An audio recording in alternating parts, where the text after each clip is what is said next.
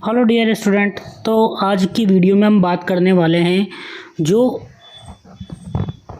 Capacitor start capacitor run motor की हम बात करने वाले हैं।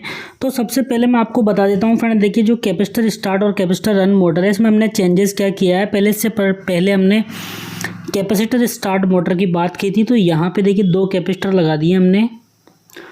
देखिए यहाँ पे दो कैपेसिटर लगा दिए हैं और जो यहाँ पे एक रनिंग कैपेसिटर है CR और CS एक स्टार्टिंग कैपेसिटर है। तो यहाँ पे फ्रेंड हमने दो कैपेसिटर जोड़ दिए हैं और जो हमारा स्टार्टिंग कैपेसिटर है इसका मतलब है स्टार्टिंग जो CS स्टार्टिंग कैपेसिटर है यहाँ पे एक रिले या स्विच लगा हुआ है जो क्या करता है कि जैसे ही हमारी मोटर सिंक्रोनस स्पीड पर पहुँचती है तो इस कैपेसिटर को डिस्कनेक्ट कर देता है।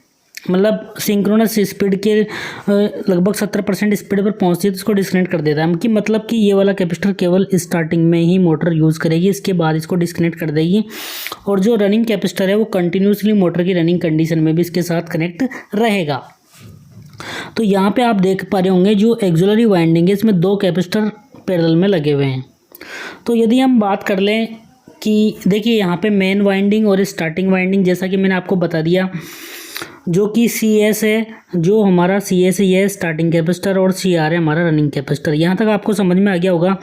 अब हम बात करते हैं कि जैसे ही मोटर को हम स्टार्ट करेंगे तो क्या होगा।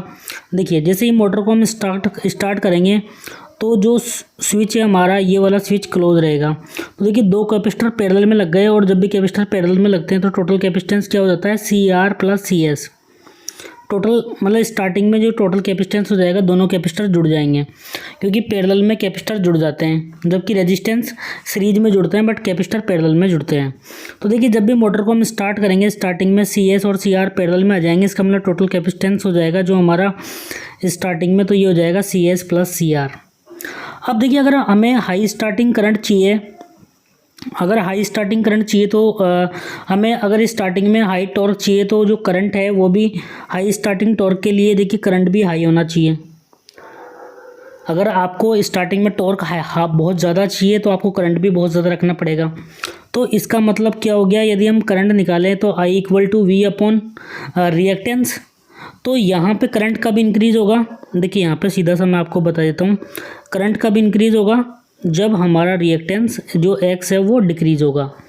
तो देखिए करंट कब इंक्रीज़ होगा, हमें अधिकतम करंट कब मिलेगा जब हमारा रिएक्टेंस डिक्रीज़ होगा। और रिएक्टेंस कब डिक्रीज़ होगा, क्योंकि X = क्या होता है 1/2πfc 2πfc। तो हमारा करंट कब इंक्रीज़ होगा, हमारा करंट इंक्रीज़ होगा जब हमारा X डिक्रीज़ होगा।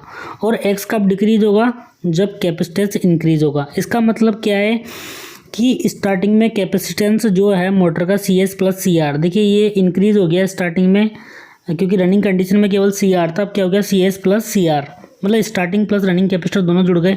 तो यहाँ पे देखिए जो स्टार्टिंग में हमारा कैपेसिटेंस है ये इंक्रीज हुआ तो रिएक्टेंस डिक्रीज हुआ, और रिएक्टेंस डिक्रीज हुआ तो हमारा स्टार्टिंग करंट है वो मोटर का बढ़ गया, तो हमें हाई स्टार्टिंग टॉर्क मिल जाएगा।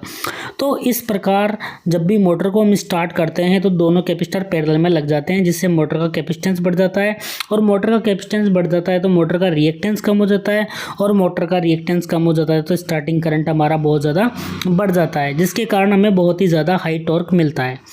तो इस प्रकार ये काम करता है स्टार्टिंग में। और जो CS है इसकी वैल्यू बहुत अधिक होती है, जो हमारा स्टार्टिंग कैपेसिटर इसकी वैल्यू बहुत ज़्यादा होती है और बहुत शॉर्ट टाइम के लिए रेटेड होता है, क्योंकि कुछ समय के लिए ये कनेक्ट होता है सर्किट में। तो जैसा कि आप देख पा रहे होंगे जो हमारी मोटर का रनिंग कंडीशन में करंट है वो स्टार्टिंग करंट से क्या होना चाहिए, कम होना चाहिए।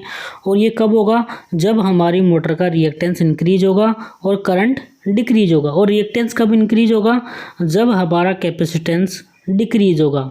तो देखिए फ्रेंड यहाँ पे रनिंग कंडीशन में क्या होता है, देखिए यहाँ पे रनिंग कंडीशन में क्या होता है, जैसे हमारा कैपेसिटेंस डिक्रीज होगा तो रिएक्टेंस इंक्रीज होगा, और रिएक्टेंस इंक्रीज होगा तो करंट डिक्रीज हो जाएगा। तो यहाँ पे आप देख पा रहे होंगे, देखिए फ्रेंड जो रनिंग कंडीशन में जैसे ही मोटर हमारी सिंक्रोनस स्पीड के आसपास आएगी तो जो हमारी मोटर का ये रिले स्विच है SC ये ओपन हो जाता है, जिससे जो CS लार्ज वैल्यू का कैपेसिटेंस था CS स्टार्टिंग कैपेसिटर ये डिस्कनेक्ट हो जाता है सर्किट से। तो फ्रेंड जैसे ही मोटर हमारी सिंक्रोनस स्पीड के आसपास आएगी तो देखिए क्या होगा, जैसे ही मोटर हमारी सिंक्रोनस स्पीड के आसपास आएगी तो ये रिले स्विच ऐसे ओपन हो जाएगा और केवल CR रह जाएगा सर्किट में।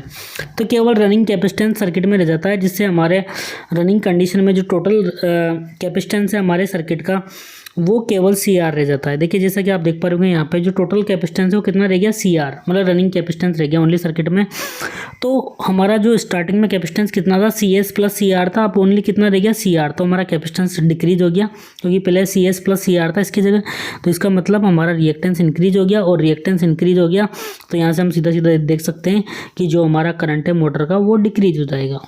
ठीक है, यहाँ तक सबको समझ में आया। तो जैसे ही देखिए यहाँ पे लिखा हुआ भी है कि जैसे ही मोटर हमारी सिंक्रोनस स्पीड के आसपास जाती है तो कैपेसिटर CS डिस्कनेक्ट हो जाता है सर्किट से सेंट्रीफ्यूगल स्विच SC के द्वारा, और कैपेसिटर CR परमानेंटली मोटर के साथ कनेक्ट रहता है जब तक कि मोटर हमारी कंटिन्यूसली रन होती रहती है। इसलिए हम इसको capacitor start capacitor run motor बोलते हैं, क्योंकि जो CS कैपेसिटर था वो केवल मोटर को हमने स्टार्ट करने के लिए यूज़ किया था, और जैसे ही मोटर सिंक्रोनस स्पीड के आसपास स्पीड पर आती है तो केवल जो रनिंग कैपेसिटर है वो सर्किट में कनेक्ट रहता है। तो देखिए यहाँ पे देख पा रहे होंगे जो CS है ओनली हमने स्टार्टिंग के लिए यूज़ किया था। जैसे ही मोटर सिंक्रोनस स्पीड के आसपास आती है तो केवल रनिंग कैपेसिटर सर्किट में रहता है। स्टार्टिंग में दोनों कैपेसिटर कनेक्ट रहते हैं CS प्लस CR, और जैसे ही मोटर हमारी रनिंग कंडीशन में आती है केवल CR सर्किट में कनेक्ट रहता है। तो इसलिए इसको हम capacitor start capacitor run motor बोलते हैं। अगर हम इसका फेजर डायग्राम बनाएं तो देखिए यहाँ पे अगर स्टार्टिंग की हम बात करें तो स्टार्टिंग में देखिए टोटल कैपेसिटेंस कितना था, CS प्लस CR। तो इसका मतलब जो फाई है, इस कैपेसिटेंस बहुत ज़्यादा हो गया इसका, तो यहाँ पे फाई 90 डिग्री ज़्यादा होता है, इसके कारण रोटेटिंग मैग्नेटिक फील्ड बन जाता है। देखिए यहाँ पे, और जैसे ही मोटर हमारी रनिंग कंडीशन में आती है तो जो टोटल कैपेसिटर है सर्किट का वो कितना रह जाता है, केवल रनिंग, क्योंकि CS वाला जो स्टार्टिंग कैपेसिटर है वो डिस्कनेक्ट हो जाता है।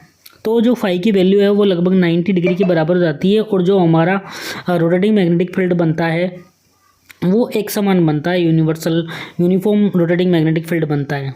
ठीक है, इस प्रकार ये काम करता है। और यहाँ पे आप देख भी सकते हो कि यहाँ पे पहले स्टार्टिंग में टॉर्क बहुत ज़्यादा था, करंट भी ज़्यादा था, क्योंकि स्टार्टिंग प्लस रनिंग दोनों कैपेसिटर काम कर रहे थे। इसके बाद जैसे ही हमारा सिंक्रोनस स्पीड के आसपास पहुँचता है तो यहाँ पर आप देख पा रहे होंगे केवल हमारा जो रनिंग कैपेसिटर है वो सर्किट में रहता है, तो मोटर का थोड़ा टॉर्क भी कम हो जाता है और आराम से काम करती है। अगर एप्लीकेशन की बात करें तो जहाँ पे भी हमें हाई स्टार्टिंग टॉर्क और हाई स्टार्टिंग टॉर्क तथा ज़्यादा इनिशिया या ज़्यादा टॉर्क की आवश्यकता पड़ती है, स्टार्टिंग और रनिंग दोनों कंडीशन में ज़्यादा टॉर्क की आवश्यकता पड़ती है, वहाँ पे इस मोटर का उपयोग करते हैं। जबकि कैपेसिटर स्टार्ट मोटर का प्रयोग वहाँ पे करते हैं जहाँ पे हाई स्टार्टिंग टॉर्क की आवश्यकता पड़ती है। बट स्टार्टिंग और रनिंग कंडीशन दोनों में हाई टॉर्क की आवश्यकता पड़ती है, तो वहाँ पर हम capacitor start capacitor run motor का उपयोग करते हैं। इसका मेनली उपयोग जो वाटर पंप होते हैं उनमें होता है, रेफ्रिजरेटर के कंप्रेसर में होता है। Thank you so much.